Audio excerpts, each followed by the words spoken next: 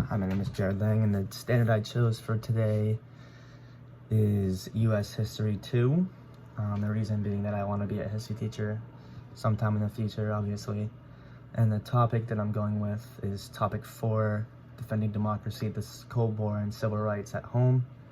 And the supporting question is, how did the U.S. government respond to challenges to freedom at home during the Cold War?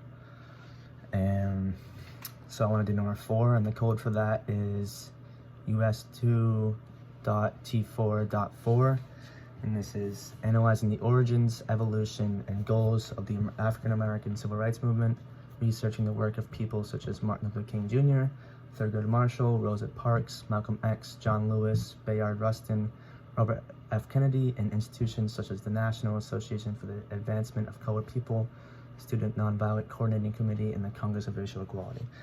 So I think how I'll go about teaching this in the classroom. So I think my first step would be breaking down the African American Civil Rights Movement. So starting with the origins, how they started, what made them start, the actual cause of it, the evolution, like how far they've come so far, and the goals, so what they plan to do. And so once I break that down, I would go into the key people. So starting with MLK, break down his background, his cause for joining the civil rights movement, and what he has actually done for the civil rights movement.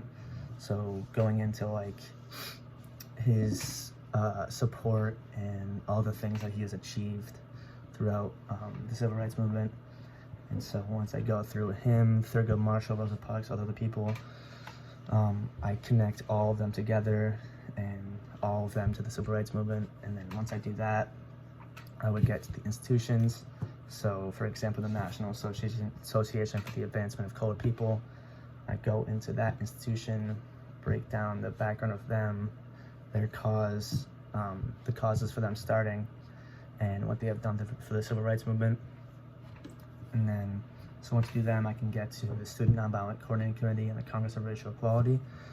And then eventually I would want to somehow connect those institutions to those key people, and how all of them have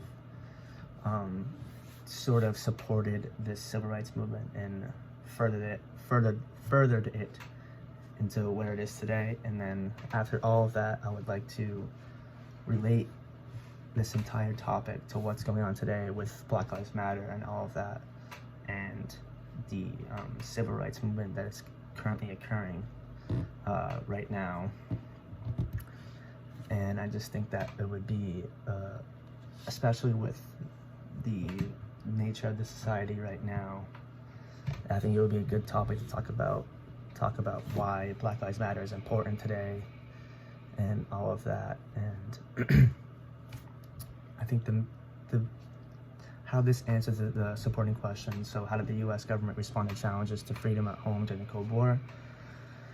I think this civil rights movement was obviously fighting the U.S. government. So what the U.S. government did in response, I could somehow answer that. So obviously with some amendments, such as allowing African Americans to vote, that's obviously a response they had.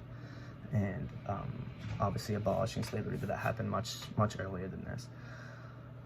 But so yeah, I think that would be a good topic to discuss in the classroom.